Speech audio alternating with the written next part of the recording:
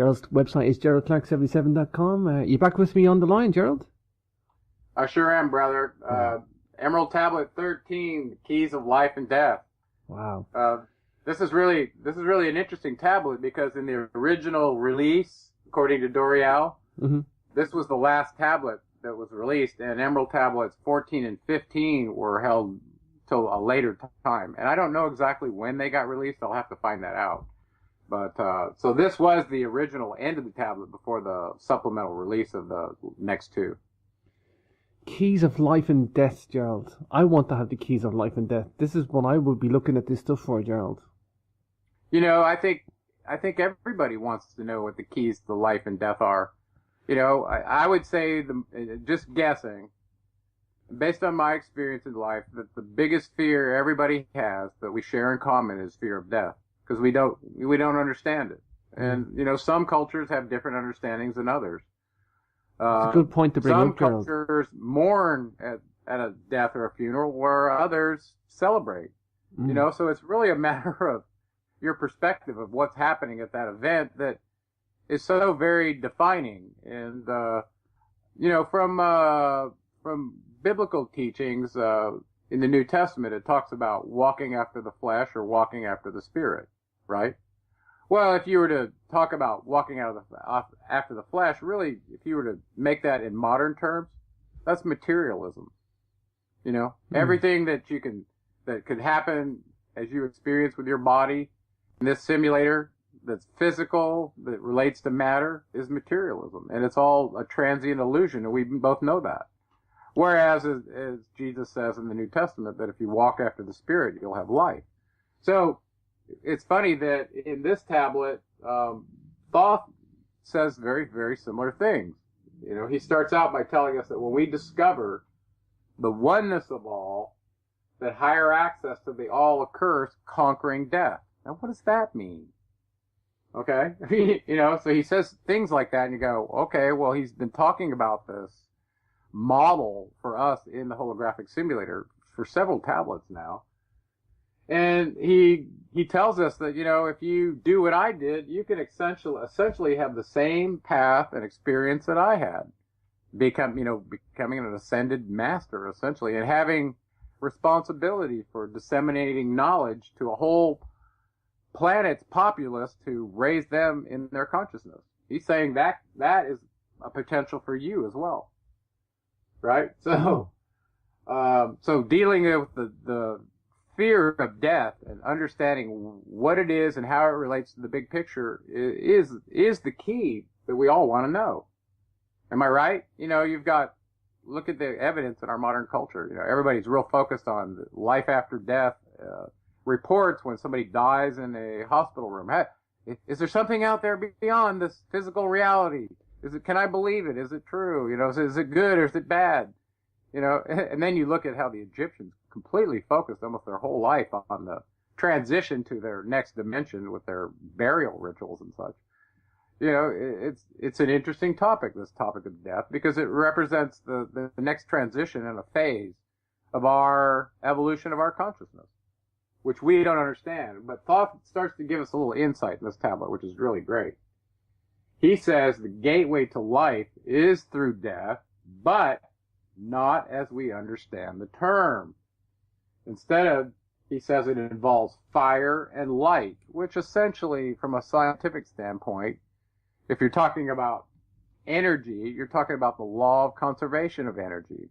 So multiple times I've stated this, that if we understood that we are an intersection where energy meets matter, and that the matter we're composed of is also essentially light animating elements of the periodic table to create our form. And he actually goes into that in this tablet, specifying just that, you know, the same frequency that's generating your form is generating the earth in the hologram.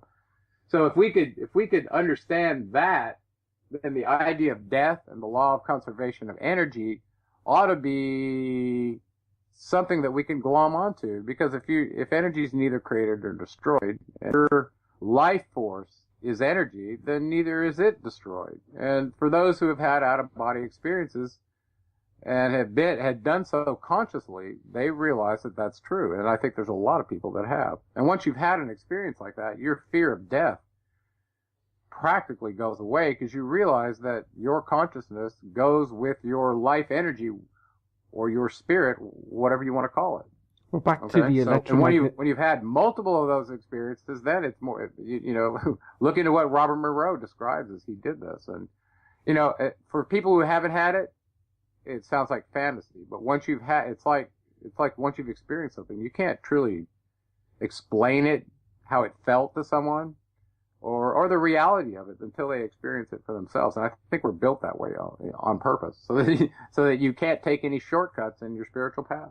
You have to experience it yourself. So, go ahead. Yeah, we're back to the electromagnetic spectrum, light, energy, and applying that model, Gerald, to understanding this stuff. Well, exactly. So in my Anunnaki Nibiru book, I started sneaking up on this idea that we as meat, and by the way, I have to tell you, somebody sent me a YouTube video of these two avatar aliens that were living in Earth bodies, and they were trying to be indiscreet, and they were talking about the nature of this world and that everything is made of meat. Yeah, I've got to find it and send it to you. It was hilarious. Absolutely hilarious. Wow. So the idea that I came up with the concept of a meat modem, right? That we're these antennas that can send and receive of the electromagnetic spectrum, and we're made of meat. It's really quite funny. And I have to look up and find that video for you and give acknowledgement to the person that sent it to me. So really, really funny. But he tells us, guess what? The secret of this gateway to life is within us. Where have we heard that before? It reminds me of the lessons taught by Jesus in the New Testament, right? Mm-hmm. In the Gospel of Luke. Luke 17:1, he says, "Neither shall they say, look here or look there, for behold, the kingdom of God is within you." Actually, he says lo here and lo there, but he means look. The kingdom of God is within you. Well, now that we're talking about this kingdom, and we both agree that there's a frequency that composes the chakras, or a wavelength that each of your ganglions that holds energy, which is light, that he's saying exactly the same thing, right? So all of a sudden you see that Jesus and Thoth are teaching exactly the same things, and that's why in one of the very first shows I did on Coast to Coast Radio, I disclosed some of the documents that showed very clearly that even Edgar Cayce believed that Jesus was an incarnation of Thoth. And there was a book written, the last book you'll ever need to read about the Bible, that was a translation by an Italian that was done for the Vatican. He got partial way through it, disclosed the connections to the ancient astronaut theory, including Enlil and Thoth, and the Vatican shut him down. And in his supplemental chapters later in the book, he described how significant the influence of Thoth and Hermeticism and Gnosticism had been in all traditions. So, and here we are talking about Thoth in his Emerald Tablets, telling us that he's conquered space-time, learned out, has all the wisdom of man, and is disseminating it to you in these documents. So that's why we're still doing it, because it's so profound and so relevant even now, right? Yeah, for sure. So, and he goes on to exemplify these ideas about the electromagnetic spectrum by tying it to something real. This crystal structure that is in the Halls of Amenti, which we now know is beneath the Sphinx in the Egyptian Nile Valley area, probably filling the whole region under there. And that this crystal structure is broadcasting a frequency that he says this energy is the source of the spirit that acts as a template from which all matter is formed. Everything from planets to people, including our Earth. And he goes into detail of this in the tablet. So what he's saying is your form is created from the frequency that's interacting with matter on this planet that somehow knows how to do this quantum encryption of light with periodic table of the elements to produce your form. So there's an energy template first, and then form that goes with it. Okay, well, that energy template is eternal. That's what we're talking about. This life force, this spirit that occupies this place between your head and your pelvis. And he tells you that in the tablet here a little bit while longer. Okay? Wow. And so I talked about this human antenna model to coincide with what he's saying. And I did this before I actually wrote the second book, which had Thoth's teachings about the holographic model and that of a human as well. And it's quite interesting that he views it as an electrical engineer. He views us as meat with a battery in between that's separated by a positive and negative polarity, just like a battery. Your head being the most positive pole and your pelvis being the most negative pole. Okay, well, it's interesting in structural integration that we also use that exact same model. And more specifically, they tie it to the ganglion, the nerve complexes that lie along your spine. The one at the bottom of your spine is the bottom of your coccyx bone, which is called the ganglion of Impar, IMPAR. If you go look that up, you'll find out some very amazing things about the coccyx bone and what goes on from an energetic standpoint there. Well, this is also where the symbol in the chakras is drawn for a coiled snake representing the Kundalini energy that is a latent energy coiled up, poised to be released on some catalyst, some event that releases it. Okay, and people in yoga talk about this, and other spiritual disciplines that are trying to achieve an energetic change in their state, a higher state. Okay. So in this electrical model, it's kind of interesting. He says the reason we die is because our balance and our polarity is shaken out of kilter, which negates the connection to one of our poles, and that's the reason we die. Isn't that interesting?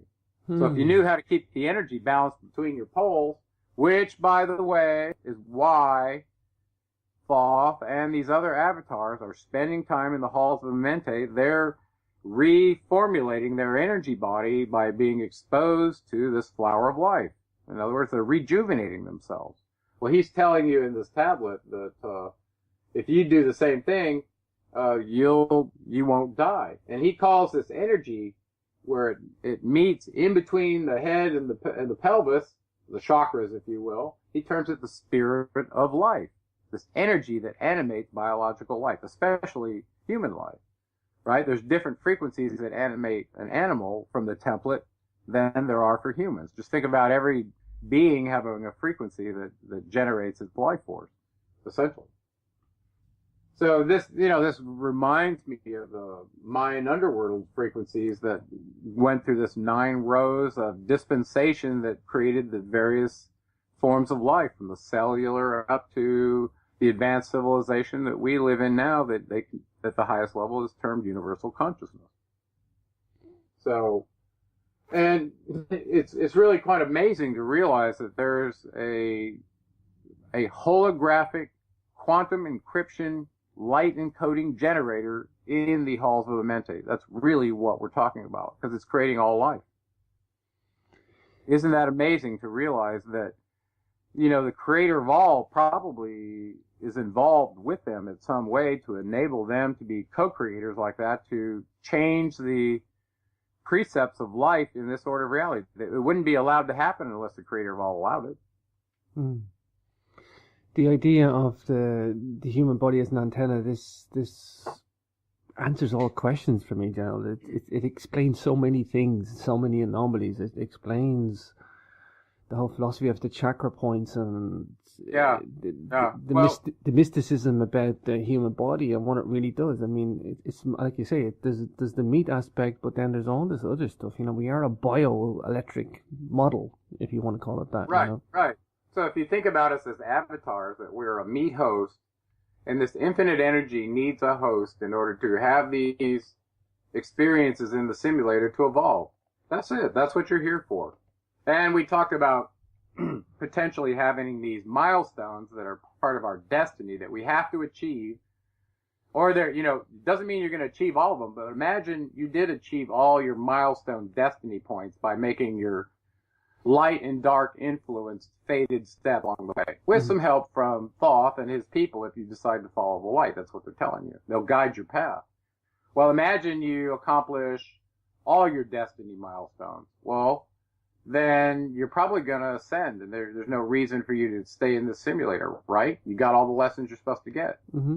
Whereas if you just get a subset of them, potentially, you're going to have to complete them all. So you'll come back as another avatar in another form and have to go complete those. And maybe if you're smart, you figured out a way to preserve your consciousness through that, so you didn't have to regress all the way back and start all over again.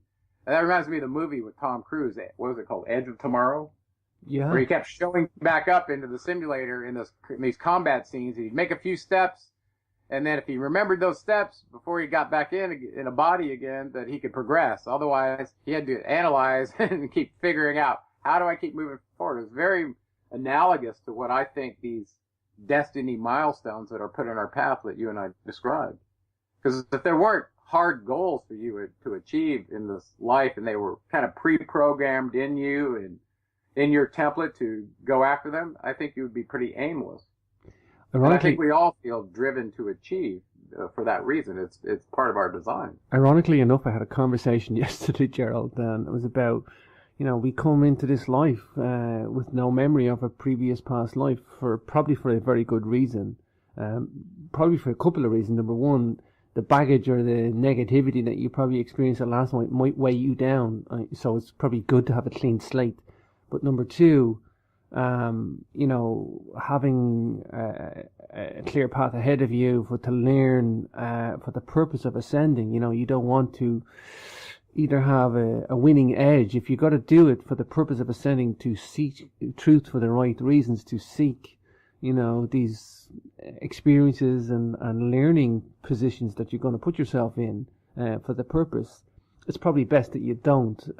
However, I do think we have these reminiscences of previous past lives where we either, have these little echoes sending us little signals going, you've been here before, get past this one again, you're not going to go back again.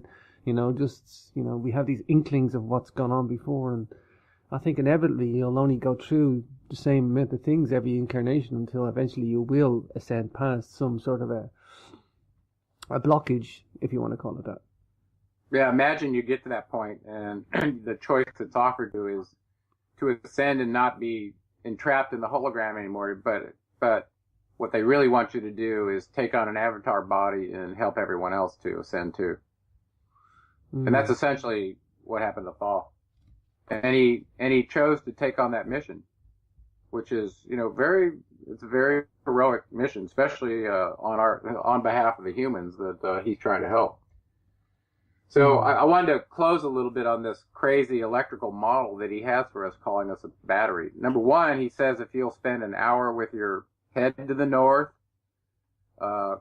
bringing your consciousness from your head to your chest, and essentially causing the same, and then sweeping this vibration up and down your body, kind of like the precursor to having an out-of-body experience, playing with the concept of you being energy, not just matter. Okay, he tells you do this to the north for an hour, and with your head to the south for an hour, and if you do this, it kind of recharges your chakras such that there's no imbalance in the polarity between the top and the bottom pole. And he says if you do this, if you get to be the age of 100 in human years, that it's a requirement if you want to stay alive. If you don't do it, you'll surely die.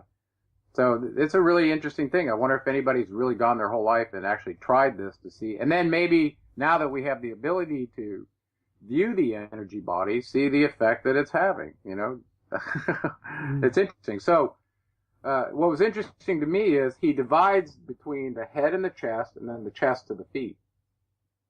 Okay?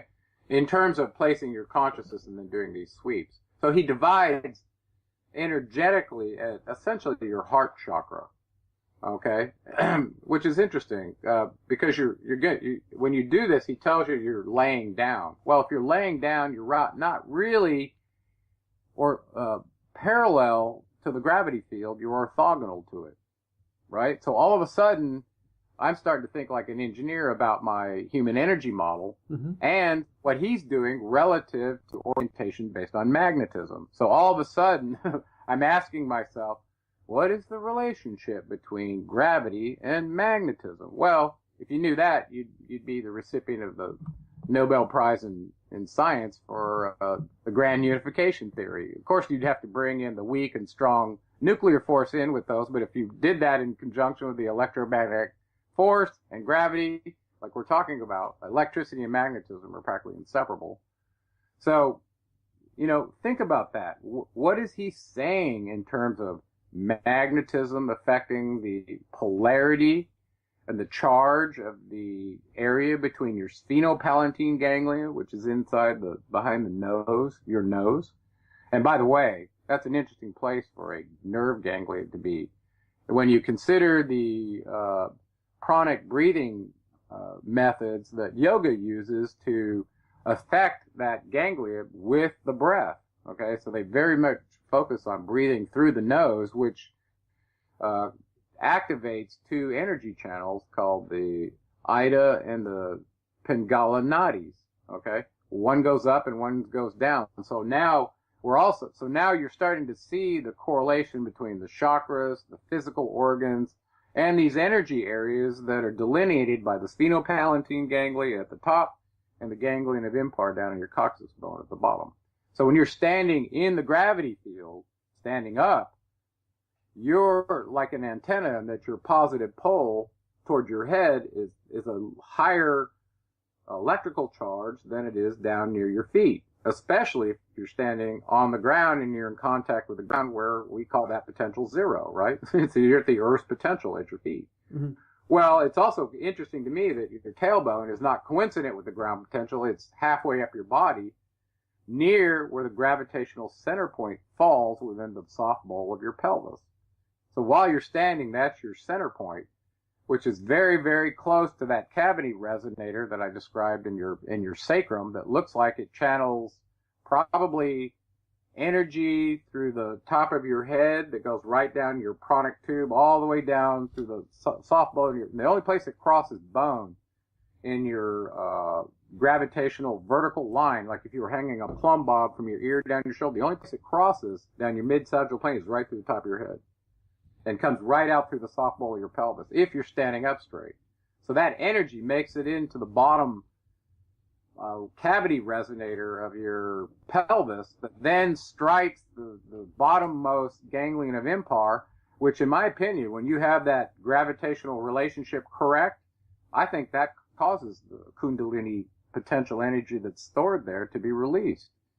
And then that energy starts traveling up the mid part of your spine, which is called the sushumna, really travels up progressively through your chakras, while the Ida and the Pingala nadi go up and down. And those are kind of like the parallel areas along your spine, where you have cerebral spinal fluid going up the middle. Then you have spinal fissures that come out of the lateral parts of your vertebra that go out and span out to give you sensation in the sensing and affecting model that we first talked about for sense, affect, and process.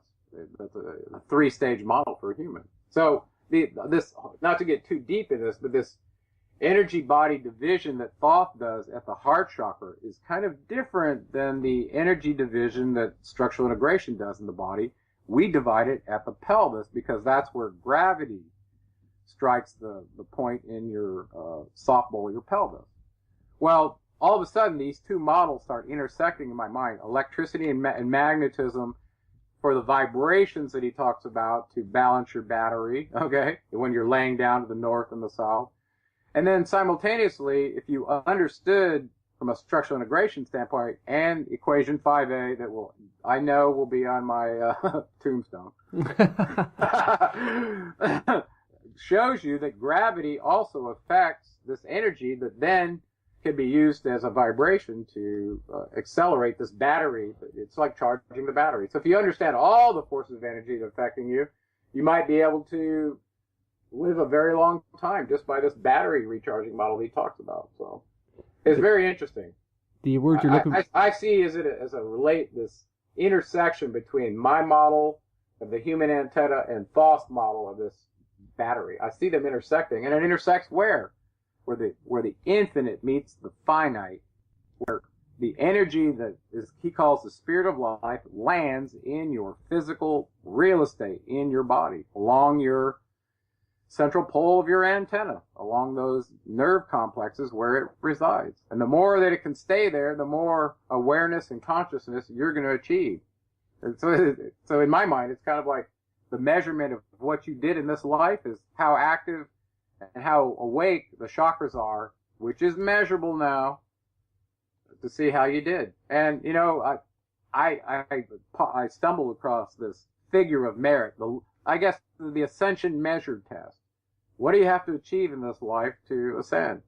And I think personally, based on my exposure, based on what Jesus taught, is you need to get to the heart chakra. If you make it to there, I think you're going to go forward and not be trapped as a self-serving slave in the simulator. But that doesn't mean there's not higher chakras that you can achieve, because if you do, you could potentially achieve Thoth's path, like he's telling you that it's possible right in the beginning of the tablet.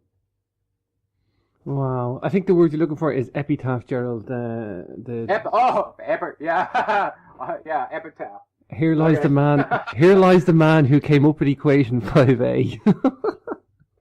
Well, so very, very crazy is to, and I know this is kind of deep science, but to think about the relationship between gravity and magnetism, because you know, in our modern communications and computer world, magnetism is used to store electropotential charge like a capacitor in very small places, like in flash memory. So magnetism was involved in 8-track tapes and all VHS. With any tape technology, we had a magnetic head where they were transcribing this analog signal onto a stored medium. So magnetism and memory is what I want you to think about. You know, imagine our magnetic field went away. Do you think it would affect human memory?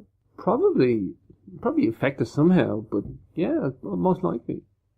Yeah, it'd be. There may be something to be learned about that from space travel and such to find out what effect there is on human memory with gravity, with magnetism.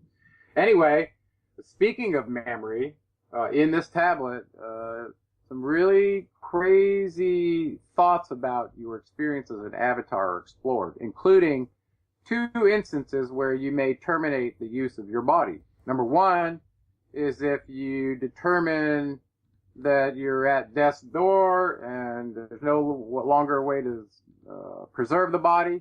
He gives you a method to essentially preserve your consciousness such that when you do die and you are at a state where you could potentially be an avatar in a body, not in a body, that you don't regress. You don't have to go back and remember everything. Wherever you stop. So, in other words, if you did that a few times, you'd have memories of all your past lives accumulated, and you'd be able to compare the lessons of that life with the lessons of this life, you know, just like he did. These entities that are living very long epochs are able to do that. And if they trade in their body or whatever, I mean, their lives are probably measured in terms of eras, like zodiacal houses or things like that, because they live so long. Wow. So you know, he teaches us this method. Whether you're at death's door to do it, how to cross your arms, lay with your head to the east, play with your consciousness, and essentially issue a vibration, and then focus on your third eye and keep your consciousness there. And when death comes, he goes, boom, your consciousness is going with you. And what was in the past is here today, is what he says. So that's really an amazing thing. And he says, you do that, you'll be a master of life and death. So there's something to think about. And then he says it's very easy. It's very easy process, and well, you're going to hear that read out in the tablet as well. So I won't specify it exactly, but I think that's pretty neat. The second instance is he says, if you find that you are at a place where you've completed your mission as an avatar, that doesn't mean you're about to die. Okay, he says you've completed your mission. He gives you another way to exit your body, which is interesting. It's very similar to the one you do at death's door, except the vibration you send is up north and south, and the concentration of where you put your life is in the life seat, not in the third eye. It looks like it's in the pelvic bowl, or in the heart chakra, right, or the heart chakra. So they're slightly different from my interpretation, and maybe with some more analysis, or somebody looks at it, maybe they say, no, they're the same. But they seem different. So the two instances where you could jettison your avatar, become your energy body, completely maintain your consciousness, and then decide based on where you are in that dimension whether you want to take on a body or not. And he tells you that in the tablet. Isn't that a trip? Wow. The keys of life and death. If you listen to the Roswell interview, the alien interview, where, and I don't remember her name, the 23-year-old nurse who published the official documents she did while she interviewed this, I don't know, you call it an alien gray, but the being itself called the body that it was occupying, just an avatar body, it called it a doll body that didn't have to be fed, doesn't need sleep. It was basically used in the difficult spaces in space where human life can't survive, right? So it was an avatar. But anyway, so in these alien interviews that she did, and it was quite long, it's about a 4-hour interview on YouTube. Unbelievable if you haven't heard it. Some of the stuff that's in there. This being decided it was only going to communicate with this woman, and the military-industrial complex people that were watching through the glass the whole time, I think it was like 15 interviews. They kept trying to get this being to answer, this alien to answer their questions, because they wanted military advantage, all this stuff, and it refused to answer any of their questions, and it would only communicate with her, which finally toward the end, it got them really frustrated. They decided to intervene when this being said that it was going to be leaving. They got really nervous about this, said, what do you mean you're going to be leaving? How are you going to be leaving? And they decided to, I think, issue an electrical shock to try to incapacitate it so that it couldn't leave its body or whatever it was thinking of doing.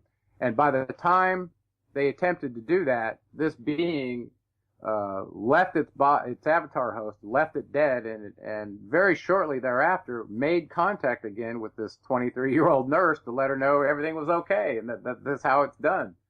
So when I read this discussion from Thoth about how they would just jettison their avatar bodies either at death or when they were done with their mission, I was like, wow, this is not the first time we've seen this, especially if you give that Army nurse any credence for her disclosure, which if you haven't heard it, I highly recommend you do.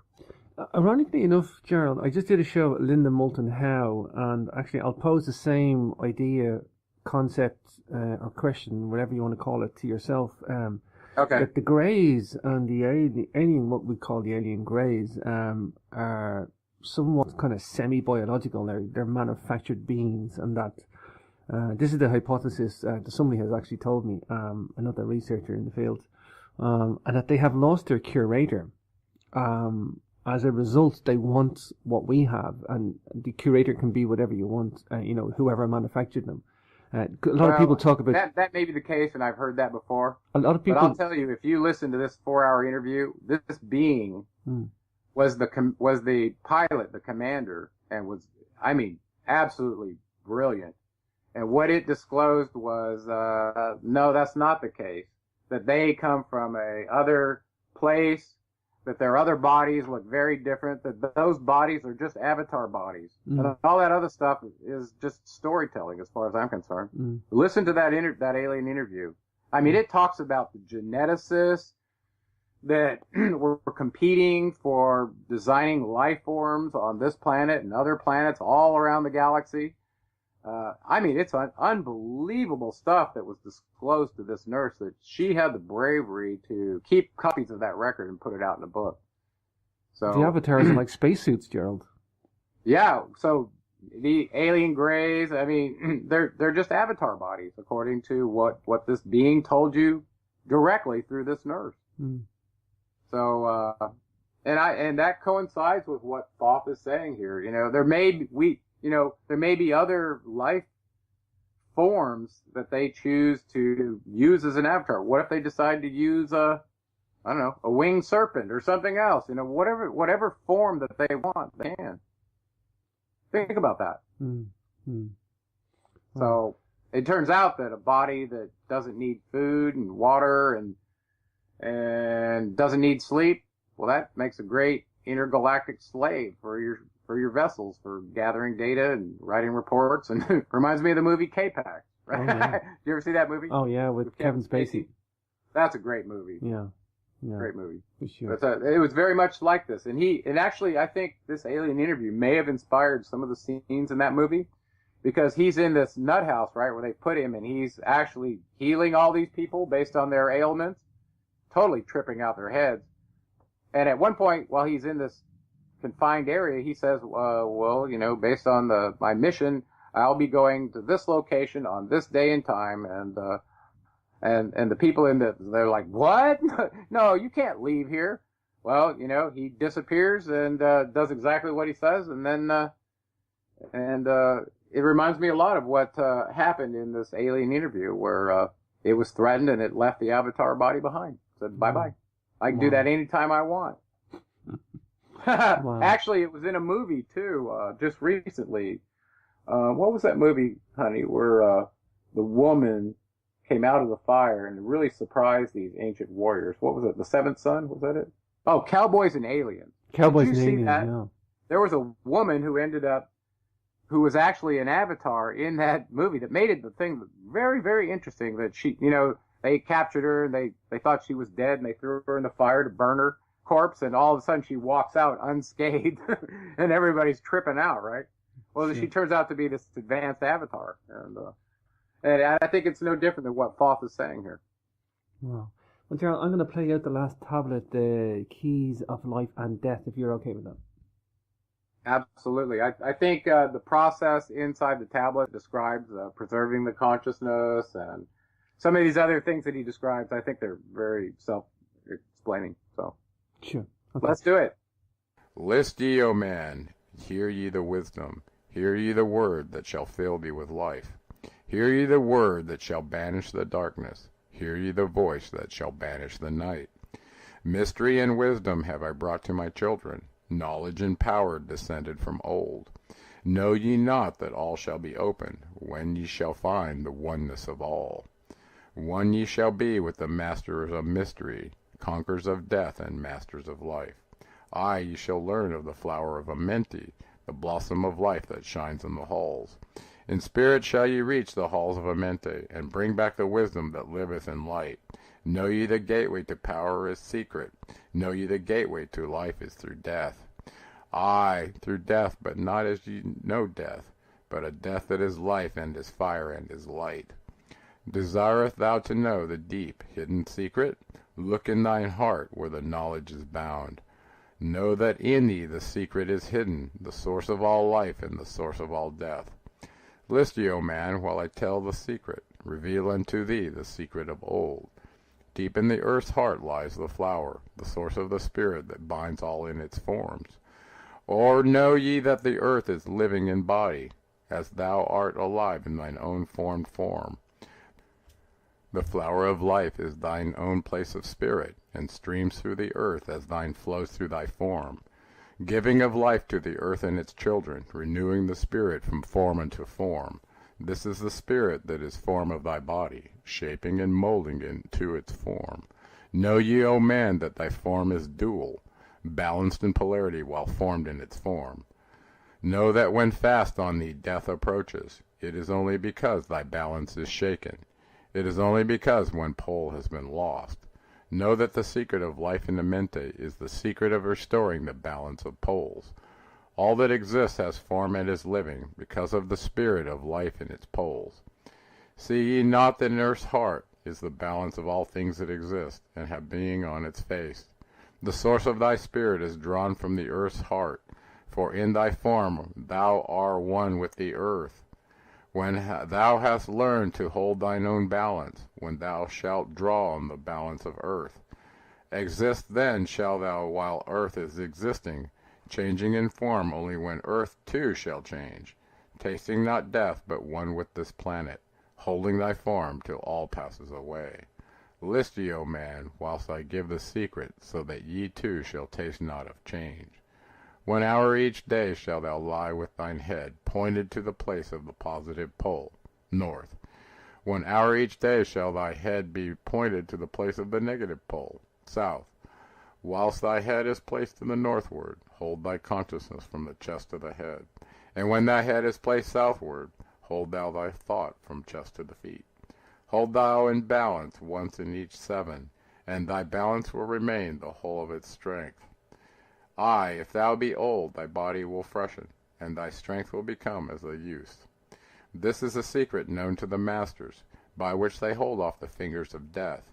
Neglect not to follow the path I have shown, for when thou hast passed beyond years to 100, to neglect, it will mean the coming of death. Hear ye my words, and follow the pathway. Keep thou thy balance, and live on in life. Hear ye, O man, and list to my voice. List to the wisdom that gives thee of death. When at the end of thy work appointed, thou may desire to pass from this life, pass to the plane where the sons of the morning live and have being as children of light. Pass without pain and pass without sorrow into the plane where is eternal light. First lie at rest with thine head to the eastward. Fold thou thy hands at the source of thy life, solar plexus. Place thou thy conscience in the life seat. Whirl it and divide to the north and to the south. Send thou the one out toward the northward. Send thou the other out to the south.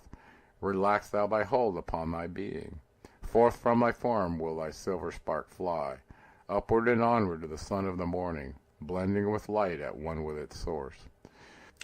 There it shall flame till desire shall be created, then shall return to a place and a form. Know ye, O men, that thus pass the great souls, changing at will from life into life. Thus ever passes the Avatar, willing his death as he wills his own life. List ye, O man, drink of my wisdom. Learn ye the secret that is master of time. Learn ye how those ye call masters are, able to remember the lives of the past. Great is the secret, yet easy to master, giving to thee the mastery of time. When upon thee death fast approaches, fear not, but know ye are master of death. Relax thy body, resist not with tension, place in thy heart the flame of thy soul. Swiftly then sweep it to the seat of thy triangle. Hold for a moment, then move to the goal. This is thy goal, is the place between thine eyebrows, the place where the memory of life must hold sway. Hold thou thy flame here in thy brain seat, until the fingers of death grasp thy soul. Then as thou pass through the state of transition, surely the memories of life shall pass too. Then shall the past be as one with the present, then shall the memory of all be retained. Free shalt thou be from all retrogression. The thing of the past shall live in today.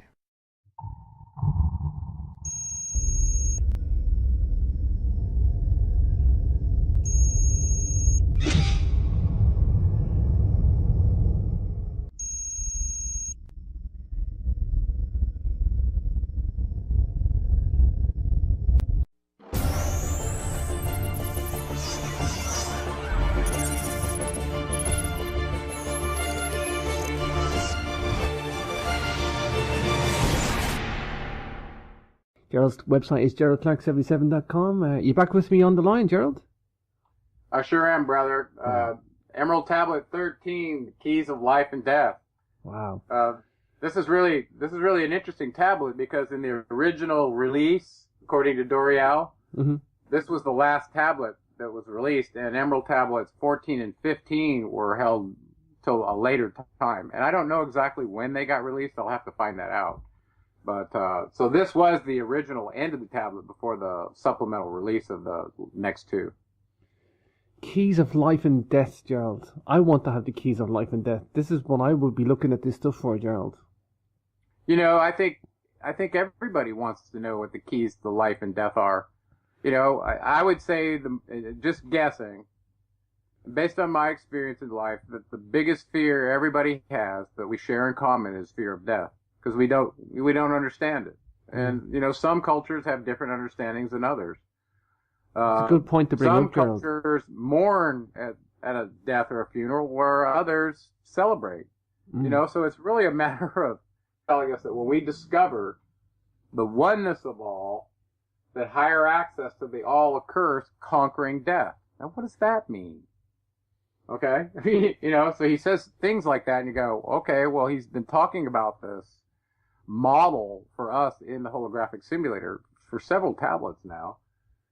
And he tells us that, you know, if you do what I did, you can essentially have the same path and experience that I had. Becoming an ascended master, essentially, and having responsibility for disseminating knowledge to a whole planet's populace to raise them in their consciousness. He's saying that is a potential for you as well. Right? So, so dealing with the fear of death and understanding what it is and how it relates to the big picture is the key that we all want to know. Am I right? You know, look at the evidence in our modern culture. You know, everybody's real focused on life after death, reports when somebody dies in a hospital room. Hey, is there something out there beyond this physical reality? Can I believe it? Is it true? You know, is it good or is it bad? You know, and then you look at how the Egyptians completely focused almost their whole life on the transition to their next dimension with their burial rituals and such. You know, it's an interesting topic, this topic of death, because it represents the next transition in a phase of our evolution of our consciousness, which we don't understand. But Thoth starts to give us a little insight in this tablet, which is really great. He says the gateway to life is your perspective of what's happening at that event that is so very defining. And, you know, from biblical teachings, in the New Testament, it talks about walking after the flesh or walking after the spirit, right? Well, if you were to talk about walking after the flesh, really, if you were to make that in modern terms, that's materialism. You know, everything that could happen as you experience with your body in this simulator that's physical, that relates to matter, is materialism. And it's all a transient illusion, and we both know that. Whereas, as Jesus says in the New Testament, that if you walk after the Spirit, you'll have life.